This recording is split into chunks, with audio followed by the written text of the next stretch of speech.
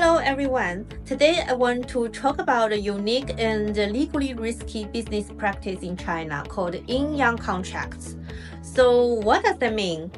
Basically, it is when two different contracts are created for the same transaction.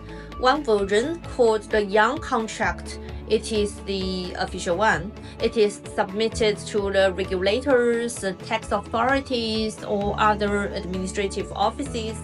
But the real deal, the one that parties actually follow, is the Yin contract, and it is usually kept hidden.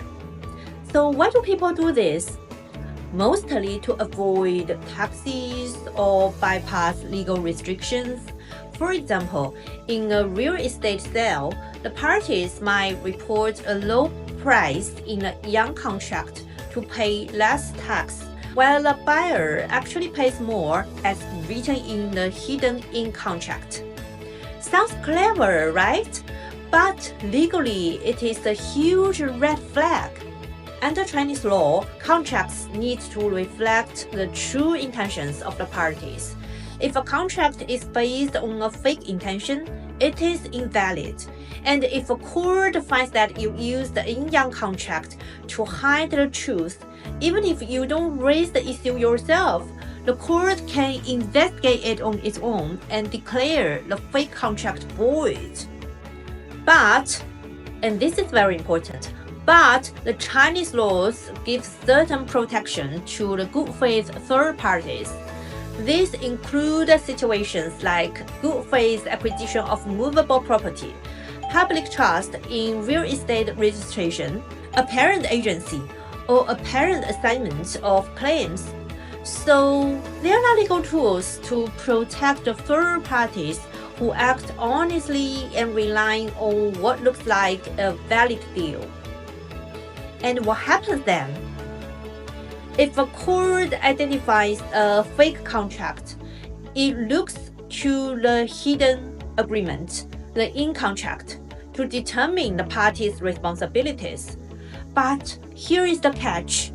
If the hidden contract itself violates mandatory laws, like those related to tax or approval procedures, it might be invalid too. And here's something even more serious.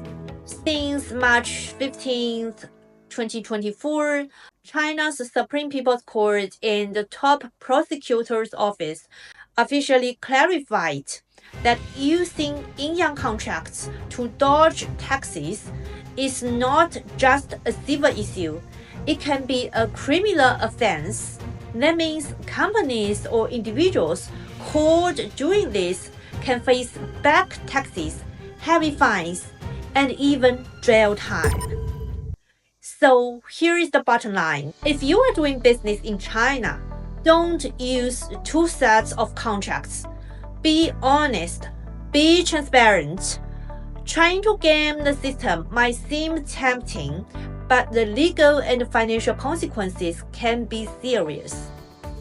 And the other important thing is that not all multiple contracts mean something shady. Sometimes parties just update their contract. It is a legal amendment and it is totally fine. But to avoid future disputes, it is super important to clearly state what is being changed and why. Don't just sign a new version and assume everyone is on the same page. Spell it out in writing. Otherwise, someone might later argue that it was a Yin-Yang situation. And then, you know, you are back in all the trouble. So did you get the tips in this video? Thanks for listening. I hope this video gives you some universal takeaways about business integrity and transparency and helps you steer clear of Yin-Yang contracts. Your reliable lawyer in China.